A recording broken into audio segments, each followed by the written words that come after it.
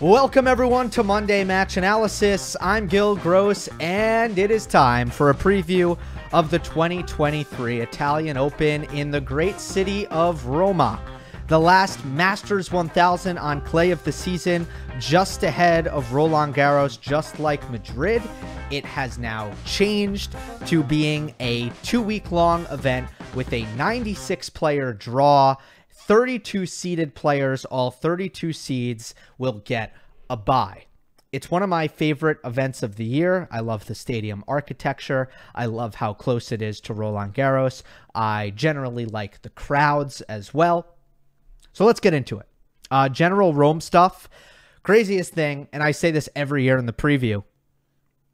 And, you know, it'll be interesting. Will this be the last year that I say it in the preview? But since 2005, Nadal or Djokovic has been in the final every single year.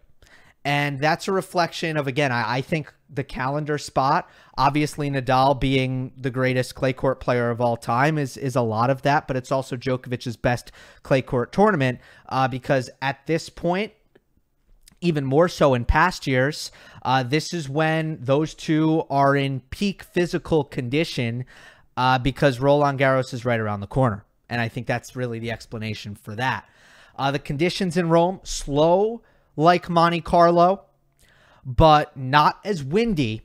And the quality of play is a little bit higher. Again, because of the calendar spot, I think there are less upsets, and there are especially less upsets by clay court purists. You know, less of that kind of Fabio Fognini or Albert Ramos Vignolas kind of surprise run in there, right? I put a lot of emphasis on baselining and ball striking in Rome. Serve is definitely diminished by the court speed, but compared to Monte Carlo, not quite as much focus on defense and movement because the quality of play rises and because there's a little bit less wind and because I just think it's a little bit more friendly to attack on this court. Madrid was wild. We had the Struff-Karatsev semifinal. We even had Borna Coric going on an unexpected run. We had Daniel Altmaier, another lucky loser, making the quarterfinal. My predictions were horrendous, and nobody could say anything because everybody's predictions were definitely horrendous because of what happened in the tournament. It was wild. If you kind of go through it, you look for an explanation besides, hey, it happens sometimes. Sometimes there's crazy tournaments. Other than that, though, you had a lot of big weapon players getting hot, which can happen at altitude, especially with the ball flying through the air really quickly. And then you also had a lot of contenders, which we did flag before the tournament started. We had a lot of top contenders either resting or coming in fatigued because they won a million matches in Monte Carlo and then won a million matches the next week in either Barcelona or Banja Luka. So just kind of looking at the field here, I see much less potential for that here. And in general, this is an event that, again, less upsets happen, which I think I said. You can look at last year. The semifinals were comprised of all top 5 seeds. You had Djokovic playing Ruud. That was a 1 versus 5. And then you had the seeds completely holding up on the bottom half with Tsitsipas versus Zverev. Ended up being a Djokovic-Tsitsipas final, and Novak Djokovic won 6-love, 7-6.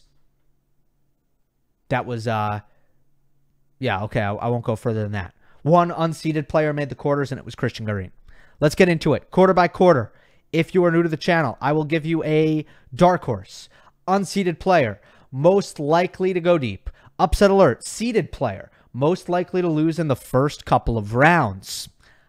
In this case, it's kind of weird with upset alerts because there's only really one match and then the third round, which could be against another seeded player. But anyway, it's all funky. It's all funky. Early popcorn is the early round match, which I think you should watch, and I'll have quarterfinal predictions. Novak Djokovic is the number 1 seed. As I mentioned, the defending champion. The top seeds here is Holger Rune, Felix Auger-Aliassime, Cameron Norrie, Alex de Minaur, Sebastian Korda, Grigor Dimitrov, and Mimir Kecmanovic. My dark horse here is Roman Safiullin. My upset alert is FAA. My early popcorn is Murray versus Fognini in round 1. And I'm sorry, awful formatting for me on the graphic. I also put Feast versus Rune in here, round 2. But, okay, I'll get to that in a second. Let me start with dark horse. And some of you guys comment that I need to leave this up on the screen longer, so I'm going to leave it up on the screen. Roman Safiullin. Haven't watched him play recently, to be completely honest, but I've noticed his results, and he's quietly on a heater. He qualified for Madrid. He beat Nicolas Jarry, who I thought was a dark horse in Madrid. Then he beat Tommy Paul. He qualified here in Rome, again, without dropping a set. Kind of an aggressive forehand player. I'm hoping that the clay isn't too slow for him. He needs that forehand to penetrate and to do damage for him, but I think it can. It's not that there are unseeded players who I don't like a little bit more than Roman Safiullin, but they don't have the draw opportunity that he has. He's got Marcos Giron round 1. His seeds are Sebastian Korda and FAA, and both Korda and Felix have question marks surrounding them. You know, both of them are players who I put on upset alert for Madrid, and both of them proved to be correct upset alert picks. Here for Rome, I went with Felix over Korda because mostly draw. FAA lost first round in Madrid last week, as I mentioned, after returning from injury. So ultimately, and I don't want to pile on here, but his last win came in March. And I just think for FAA, and this is another difference between Felix and Korda, I think for Felix, it's tough for him to come back and win right away on slow clay. Conditions that don't maximize his strengths and minimize his weakness, but quite the contrary. They maximize his weaknesses, they minimize his strengths, and that's why I'm kind of, look, maybe he can get things going for RG. He has played well in Paris the last couple years, but kind of waiting until grass court season for FAA in a way. His draw isn't really kind either. Could be Alexei Popyrin. Popyrin beat him badly earlier this year. Could be Christopher O'Connell, who's been sneaky good this year on the dirt. 6-3 ATP level for Christopher O'Connell, whose forehand is really working well for him on the clay. Popcorn matchup. Stacked. Very, very stacked. So many options here. I picked 2, but I didn't pick Dimitrov versus Wawrinka. And in a lot of other quarters, that would have been the early popcorn match. You know, billed as the battle of the backhands. Stan's backhand is just much better. And Stan has won the last 5 head-to-heads against Dimitrov. But still, always a fun nostalgia matchup nonetheless. And there's momentum if that matchup comes to bear for a Djokovic head-to-head. Likely the winner of that will take on Novak Djokovic. I think Stan played Djokovic last year in Rome and it was ugly. But Wawrinka's a much better player now, just in better form, by far. The actual popcorn match is Murray versus Fognini. Murray will have high spirits after winning the title in Aix-en-Provence. Momentum in his season once again. 42 in the world. That's his highest ranking since 2018. Fognini, crowd will be behind him, of course, in Rome, as they always are, but he's kind of at a crossroads here in his career. He's outside the top 100. He hurt his foot in Estoril. That's kept him out the last couple of events. About a month he's been out. And he said he has no interest in retiring right now.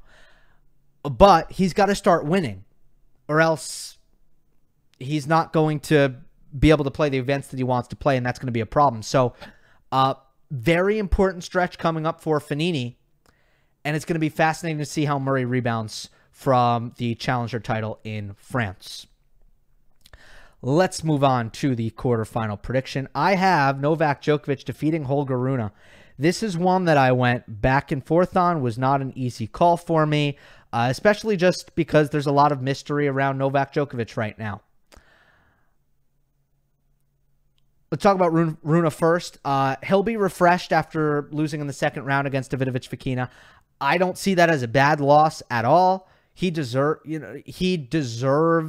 I'm not saying he deserved to lose, as in as like a bad thing. I'm saying after all the winning he had done in the weeks prior, he deserved a break, I should say. So it's the kind of loss where it's like, okay, you competed hard, you lost a tight match, but there's definitely a positive spin to this, which is that there was way too much tennis in the last couple weeks, and a loss was probably going to actually be a more favorable schedule.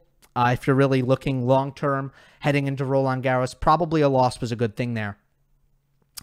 It's his first ever main draw in Rome, but he's looked great on the slow clay here. So I am high on Rune, and I think the draw for him is pretty kind in the early going here. If I just kind of take a quick skim, his seed is Kecmanovic. Oh, I didn't talk about the Arthur Fils early popcorn match. So yeah, that could be interesting. Fils is an 18-year-old who's 19-7 across all levels in 2023. He qualified here. He beat Alexander Shevchenko in qualifying. Shevchenko has been dangerous recently. Fils is a powerful mover and a really great flashy ball striker. And if Fils plays Rune, it's going to be a lot of fun. It's going to be a fireworks show. And it's totally going to be a match that I want to watch. But, you know, seeds are Kecmanovic, and then above that section is the Quarter FAA little section, which, as we've talked about, we don't really know what's going to happen over there. So Rune, I think, is looking pretty good to get to the quarters. And then for Djokovic. Djokovic is looking at probably Luka Von Asch, who I like. I've talked a lot about him. Really, really quick, great mover, tough to hit through, makes you work very hard, good timing, you know, redirects well. The only teenager in the top 100 since Alcaraz turned 20 is Luka Von Asch. Or Tomas Martin Echeverry. I think Echeverry might be a little bit tougher for Djokovic. Echeverry has been in 2 finals over the course of this clay court season. He's got much bigger weapons. He's got a big serve and a big forehand. So it's not a breeze for Djokovic in this first match, but then I think it gets quite nice after that. Stan just hasn't really been able to hold up physically after the first couple matches. Dimitrov doesn't really play Novak all that well at all. Then you have De Minaur and you have Norrie. Norrie, I still have faith in Norrie on clay. I know it hasn't been great. I think that he still has a lot of potential to salvage his clay court season. I might like him at Roland Garros. We'll have to see how he looks this week. So, you know, for Djokovic, ultimately, it's not really the draw that I think is doing him any favors here. It's the fact that I'm leaning that he resets and does the Rome thing that he tends to do, which is play great. In Rome. I don't think the elbow injury is bad. I could be wrong. So I feel like this is the time in Rome to just bank on Djokovic getting his form in the right place where it needs to be. Because over the years, that has been how this plays out. So even though there's a lot of mystery around Djokovic, I feel like you put your faith in him to get this thing done. And if he does play Rune, ultimately, I feel like it's the stability in the high-pressure situations that might push Novak over the edge. But I could see that being a great match, an epic match, and that would be a lot of fun, so I'm rooting for that. Let's go to Casper Ruud's quarter. Ruud is the number 4 seed. He's got Jannik Sinner, Karen Khachanov, Tommy Paul, Botic van de Zandschulp, Francisco Cerundolo, Ben Shelton, and Talon Griegspoor. My dark horse here, there's 2 of them, Sebastian Baez and Christian Garin. My upset alert is Tommy Paul. And my early popcorn is Sinner versus Munar or Kokkinakis in round number 2. Baez, dark horse. His results haven't been good, but you still don't want to see him on this surface. We're getting to the point also where the pressure's kind of coming off of him. He's no longer seeded, and I wonder if maybe he can tap into that underdog mindset again and maybe shift the psyche, start to find the form. I still love the movement, still love the forehand. He's got some draw opportunity. Juan Pablo Varillas in the first round. I do kind of like Varillas, but Baez should be able to get through that one. And then Talon Griekspoor, who's kind of struggled in his next match, if he wins. Cristian Garin, also a dark horse for me here. He's been really, really consistent in the last several events he's played. He's winning matches most weeks, not really going on runs, not really getting big wins, but there's really no sure bet as far as the seeds go in this top 8th of this quarter. So I wanted to make sure to include someone as a dark horse who's in that 8th who might be able to take advantage of that if things get chaotic. And Cristian Garin is so good at doing that, especially on clay. So good at taking advantage of openings in the draws. He kind of did it last year in Rome. He beat Pissarro, Rusevori, and Cilic to make the quarterfinals last year. And this year, you know, just looking at the section that he's got, Tommy Paul would be his seed. Botic van de Zandschulp is there, Ben Shelton, and Casper Ruud. So I'm not saying that's like a weak group of seeds at all. I don't think that. With that said, there's no sure bet there, especially with Casper Ruud being as vulnerable as he's been.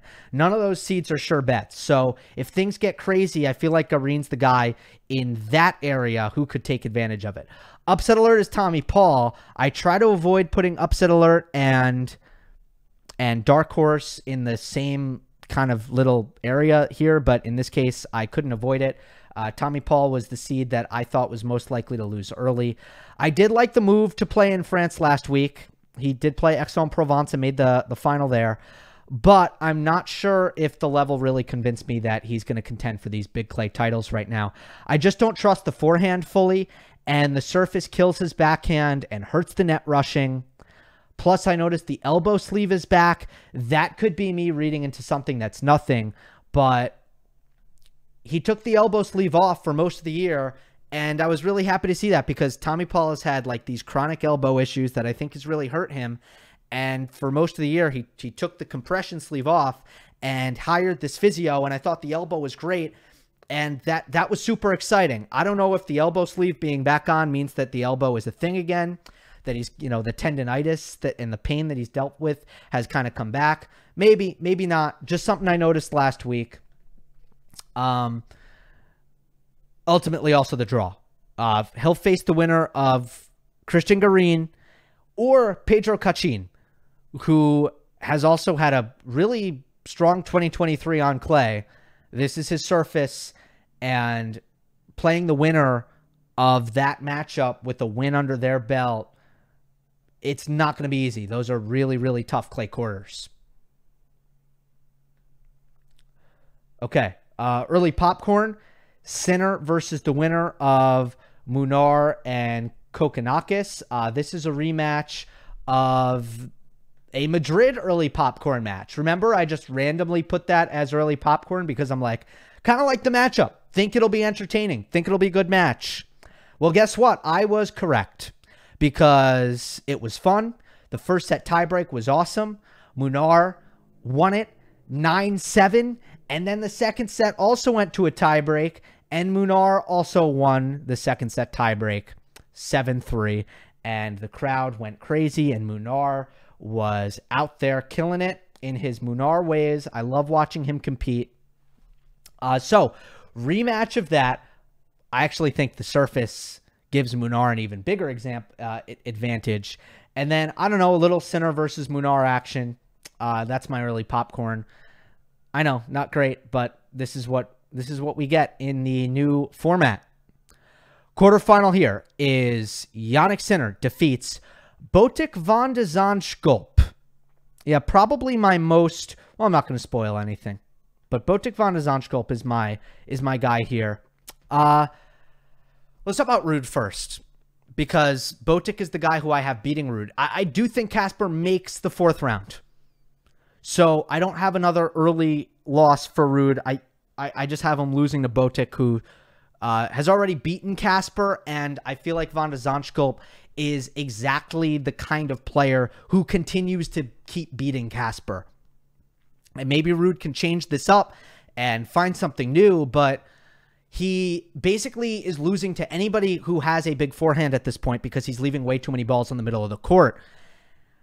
In Madrid, he lost to Matteo Arnaldi, who's in the draw this week. He got a wild card because he's Italian. The draw sets up pretty nicely for him to get some wins here, though. And again, I do have him getting to the fourth round. Just looking at Casper Ruud's draw, he'll play the winner of Arthur Rinderknecht, who doesn't win on clay, and Italian qualifier, who I've never watched play, Flavio Gabali. You got Ben Shelton in there, who's had a lot of tough draws on the clay, but hasn't been able to get anything going.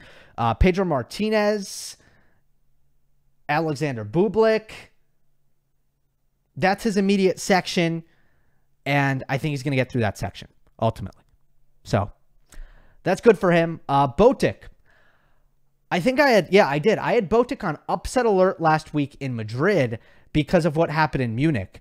And my thought was, there's no way he gets over that quickly. There is no way that there's not like a massive hangover from what happened there.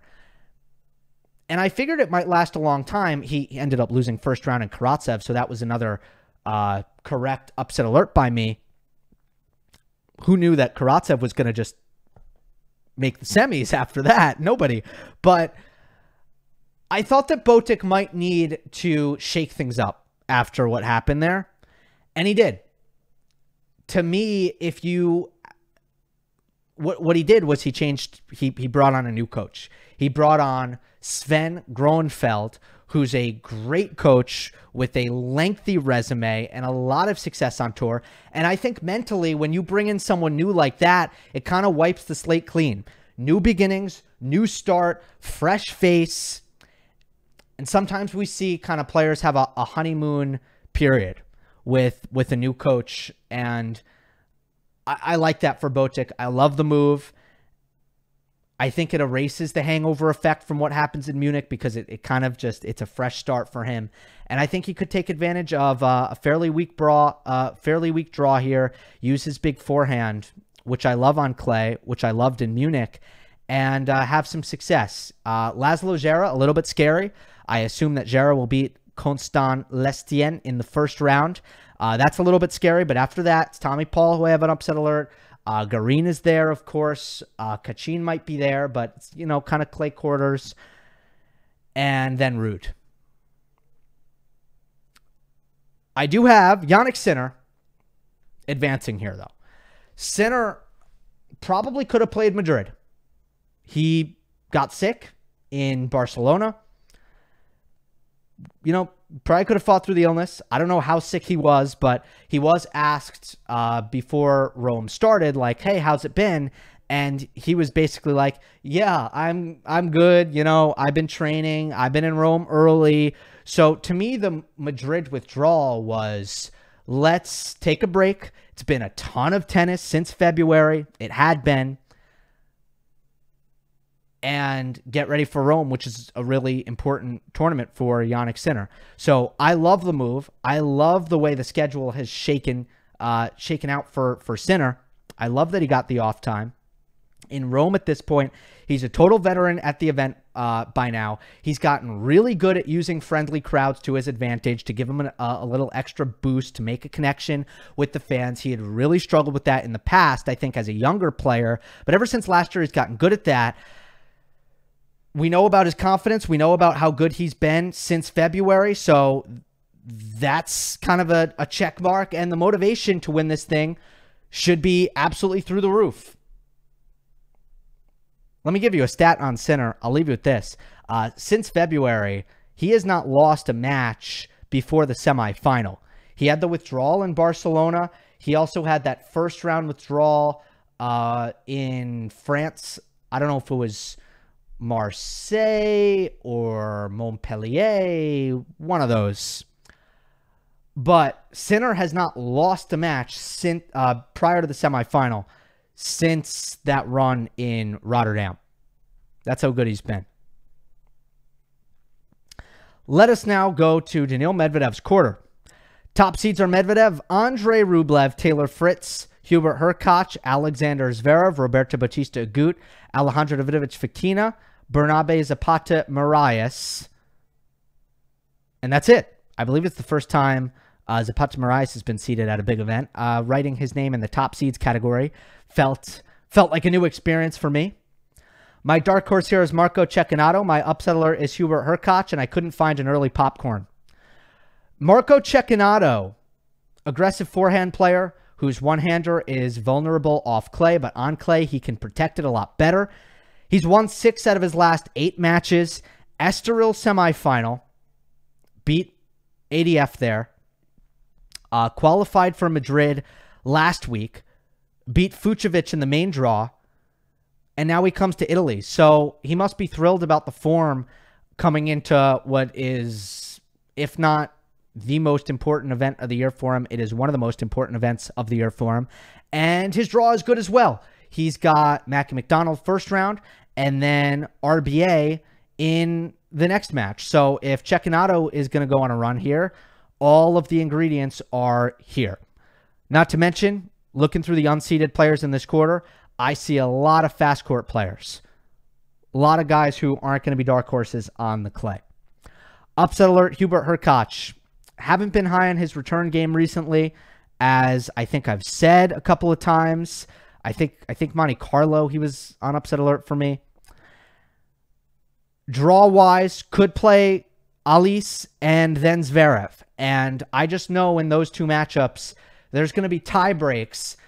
And I could see him handling the high leverage situations better than those two and winning both those matches. But it's a dangerous game that Hubie is playing here. And for me at this time, he's just not at the Isner level where I think he's so clutch in tie breaks that it's okay that he's not breaking serve. He's not in that stratosphere for me right now. Quarterfinal prediction here. Andrey Rublev defeats Daniil Medvedev. Medvedev lost prior. I thought he'd have a better Madrid. And who did he lose to? I'm actually blanking now. Oh, he lost to Karatsev. I don't really blame anybody who lost to Karatsev last week because Karatsev was unbelievable. Medvedev also had a nice 3-setter against Shevchenko. Didn't look really fully comfortable, but he has over the years settled in to clay court season, and his best tennis has been at Roland Garros, which I think is a good sign long-term in terms of how he's going to feel at Rome. And Medvedev should be pretty pumped about his draw. The unseeded players in his section just don't move all that well. So, they're not the speedsters that I think in the past have given Medvedev the most trouble. The biggest threat is legitimately Zapata Miralles, who's got some speed, he's got some rally tolerance, some forehand power. Somehow, even though he's really small, he has a pretty big forehand because he throws his entire body weight into the ball and screams at the top of his lungs, and then the ball goes pretty fast. But, when your biggest threat is somebody who is seeded for the first time at a big event, that tends to bode pretty well. In the 8th above him, prospective 4th-round opponents, could be another Zverev meeting. And I know that the law of averages suggests after, 2 third-set tiebreak victories from Medvedev that, okay, Zverev is going to get him at some point here, right? Zverev is going to get this time. I don't know. That's not really how I look at it. I trust Medvedev and the way he's competing match in and match out a lot more than Zverev. I trust him to play with more mental drive and physical energy. AZ has just been uneven in his kind of presence, his match toughness and his presence week to week. And you don't know what you're going to get from him right now. So no, give me Medvedev again there. I like Rublev though. I like Rublev to beat Medvedev in the quarterfinals. Generally with Rublev, I'm curious to see how he reacts to having a big title under his belt. That is a change in psychology for Andrey. My sense is that it's going to be a great thing for him. You do worry about players, especially players like Rublev, who have spent so many years trying to kind of break through that kind of milestone and has been really, really close over and over and over again and finally got there. You worry about the motivation potentially taking a little bit of a dip and that having an adverse effect on results. I just don't think Rublev fits that profile, because usually when we see that, the problem is that the fire kind of goes out. But Rublev has always been a guy who, if anything, wants it a little bit too badly, whose fire burns almost too bright. And I'm wondering if this big title just kind of brings him down to the optimal level, the level that you want to be at, which is a good balance between being able to stay calm and relaxed and kind of have a quiet confidence about you, but also compete super, super hard, want it extremely badly, and have fire and fight. I'm not concerned about Rublev. I think it's going to be a really good thing for him. The Medvedev matchup is interesting. I don't like it for Rublev in general for a lot of reasons, which we saw in Dubai.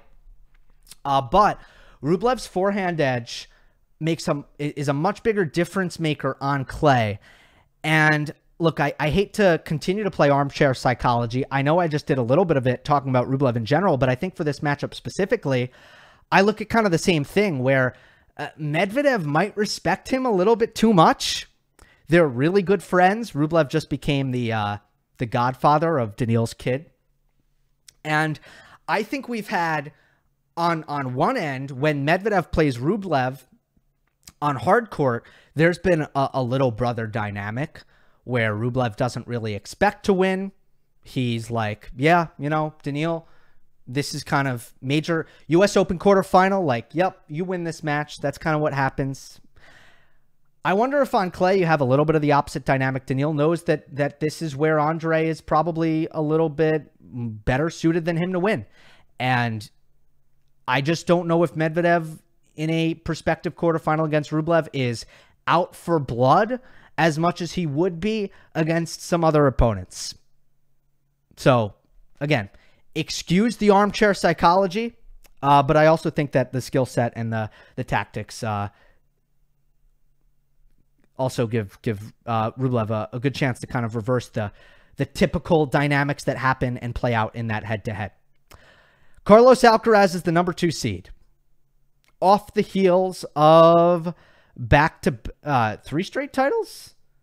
I almost said back-to-back titles. Oh, no. It is. It's just back-to-back is just, no. It's 3 straight, actually, right? Yeah. Right? Why am I forgetting? Is it 3 straight titles? Did he, what happened in, no, because he didn't play Monte Carlo. It's 2 straight. Okay. 2 straight titles for Alcaraz. His top seeds are Stefanos Tsitsipas, Francis Tiafoe, Borna Coric, Lorenzo Musetti, Dan Evans, Yoshi Nishioka, and Yuri Lehechka. My dark horse here is Daniel Altmaier. My upset alert is Francis Tiafoe. My early popcorn is Tsitsipas versus Lajovic in round 2. Daniel Altmaier, 11-4 on clay in 2023 across all levels. Great rhythm right now with the scheduling. Madrid quarterfinal, which he made as a lucky loser, as I mentioned, and then he qualified in Rome. So he's already got 2 wins under his belt. He's already made the adjustment in conditions from Madrid to Rome. And Altmaier's always been a guy who I've liked a lot. He's got some issues in his game, but I've always loved his physicality. Lots of weight of shot on the backhand. Uses his kick serve well on clay. And when the forehand is reliable, he can be awesome. Sometimes I just think the forehand is not good enough for him to break into the top 50, which I've always thought that, you know, there's a lot there. He might have the potential to do it, but I wish the forehand was just a little bit better. Technically, there seems to be kind of a hitch in it. Sometimes it's good enough for him to make some serious noise, and it's been really good on clay for him this year. We've seen him do some really good things. I think Roland Garros 2020, I want to say, I think it was the pandemic fall Roland Garros where he made a ton of noise in Paris. Upset alert is Francis Tiafoe, who's kind of the opposite of Altmaier. I love how Altmaier has kind of been able to not play too many matches, but also stay super active.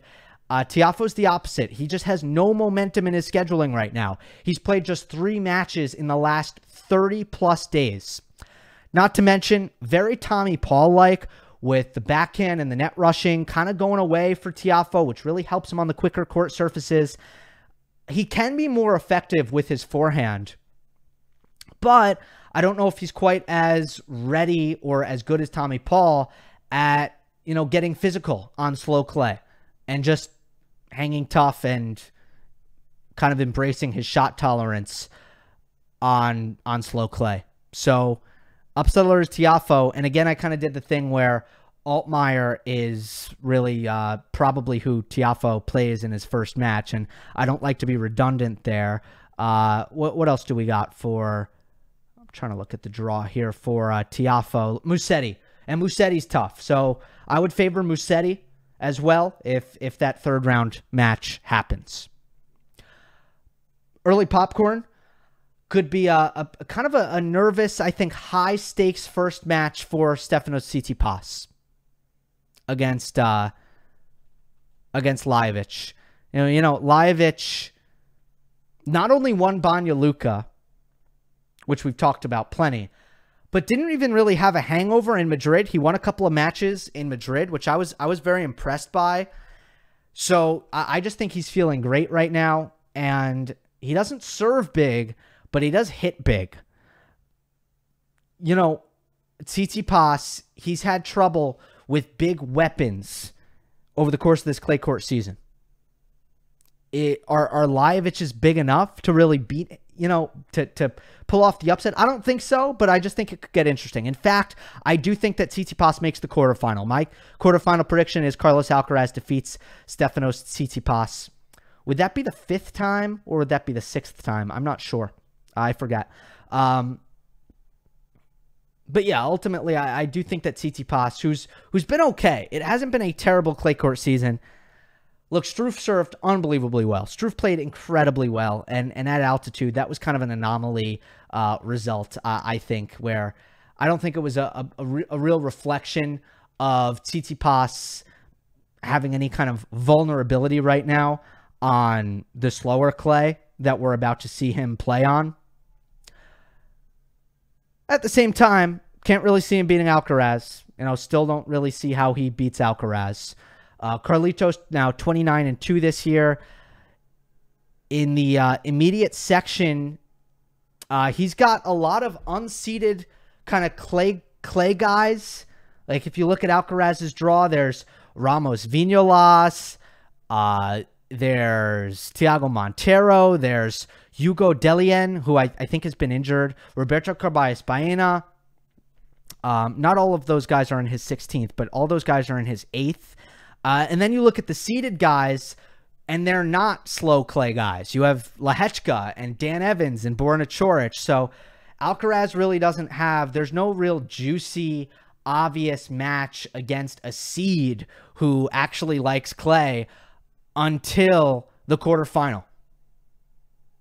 So that obviously bodes well for him. Not that Alcaraz right now needs a favorable draw in order for him to do well.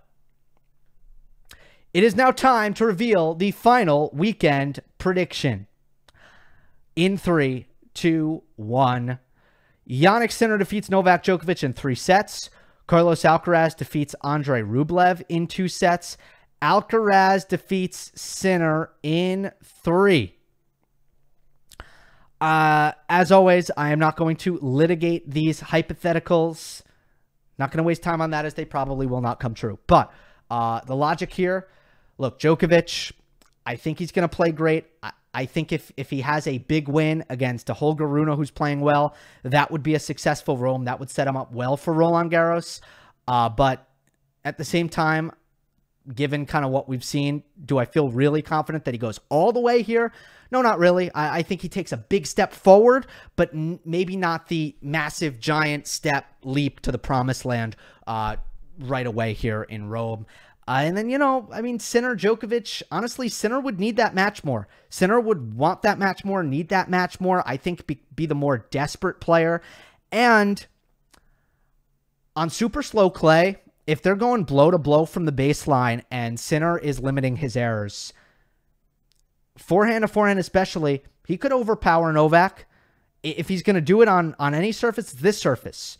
He can kind of just hit a heavier ball, have a better forehand day than Djokovic. The serve advantage that normally Novak would have, not quite as pronounced here. So I think that